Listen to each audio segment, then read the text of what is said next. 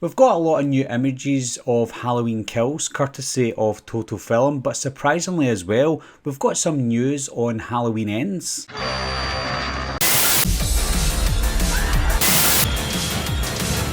Everybody's a suspect! Coming to get you, Bobber. Wolfman's got Nards! So far, Total Film have probably been the best magazine to cover anything Halloween Kills related, and no surprise, they've brought out another magazine and they talk about Halloween Kills a lot in it. I've read the article, and the article is really interesting because it does go through, shows you some good images, but it also goes through their thought process and making their own closed trilogy, as you will, with Danny McBride and David Gordon Green. The two of them obviously love Halloween. From what I'm reading, they've always been a fan of Halloween. They share the love, not just for Halloween, but for other movies that they used to collect back in the VHS days. So they shared that love for all those types of movies, including Halloween. And they brought it forth and they wrote up their own trilogy. Now, they did want to end, as they mentioned in the article, they wanted to end Halloween from 2018 on a way that you could end it forever if they weren't going to make another one, and also they ended it in a way that you could do a sequel without making it ridiculous, like trying to redo the ending of Halloween H2O with the ridiculous Halloween Resurrection. They've done it in a way that if they do want to make a sequel, it's something that they can explain a little bit better than what they did with Halloween Resurrection. So it was a good way to end the 2018 movie that way. They did go on to mention about, this is something really interesting because I didn't actually mind the comedy in the 2018 movie. A lot of people thought it was quite overbearing and too much, but they did explain that the reason for their comedy in the 2018 movie is to break up the tension scenes or build up tension scenes when you don't know they're coming. So I can understand the reasonings for why they put in so many of those scenes, but they did go on to mention as well that they will put some comedy aspects in to Halloween Kills, as a lot of horror movies do, but there's not going to be as much. So if you're not a fan of the comedy aspect that you saw in 2018, then you're probably in luck because you're not going to see much of it in Halloween Kills. Before I get on to the changes with Halloween Ends, Jamie Lee Curtis did mention something about Halloween Ends, saying that this is going to be the closure for the Laurie Strode character. She's never going to be playing Laurie Strode again. I would never say never because she's done it a few times before, but I think this is the end for Jamie Lee Curtis. She did say as well that this doesn't mean that our character's going to die or anything like that, but knowing Jamie Lee Curtis, I think she sometimes says things and goes, oh, maybe I've said too much, I don't know, but it doesn't mean that she's definitely going to die, but it also doesn't mean that she isn't going to die either. So this is the end for Laurie Strode regardless. Could it be the end of the full chapter in this Laurie Strode Michael Myers saga and the end of Michael Myers as well, or is it just the end of her character alone? I don't know. It might not be the end of Laurie Strode. It might be the end of Jamie Lee Curtis portraying Laurie Strode. And when I say that, I don't mean someone's going to come in and replace her in this timeline.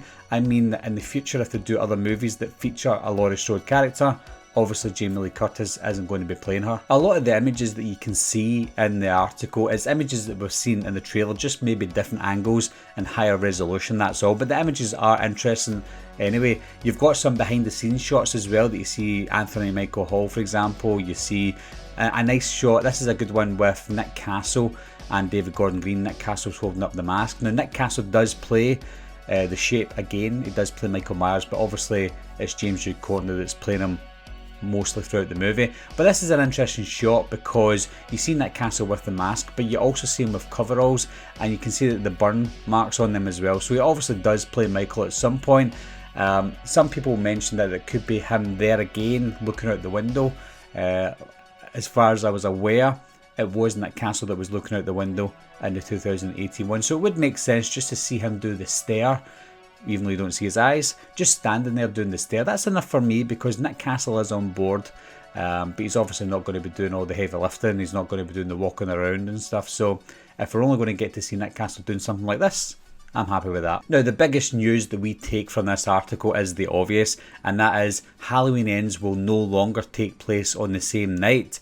Now, it originally was supposed to take place on the same night, so all three movies were going to be set in 2018, and that made sense because setting over one night just makes sense because Michael is getting a little bit older, but because of all the pandemic and because of the delays, they didn't get to shoot Halloween Ends when they wanted to.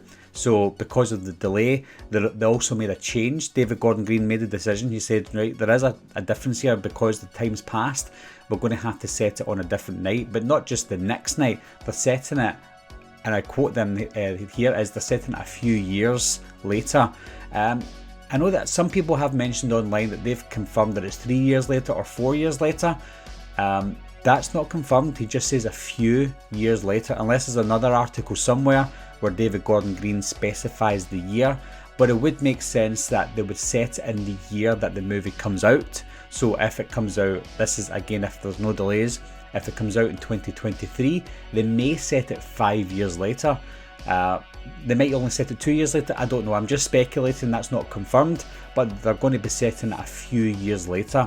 But what does that mean for the story itself? Because obviously the story is going to have to change significantly, but he did say that the third one's going to be, you know, a very enclosed story itself. It's not going to be like a full-blown Halloween Kills, because it is the end of his chapter, it is the end of this Laurie Strode and Jamie Lee Curtis chapter as well.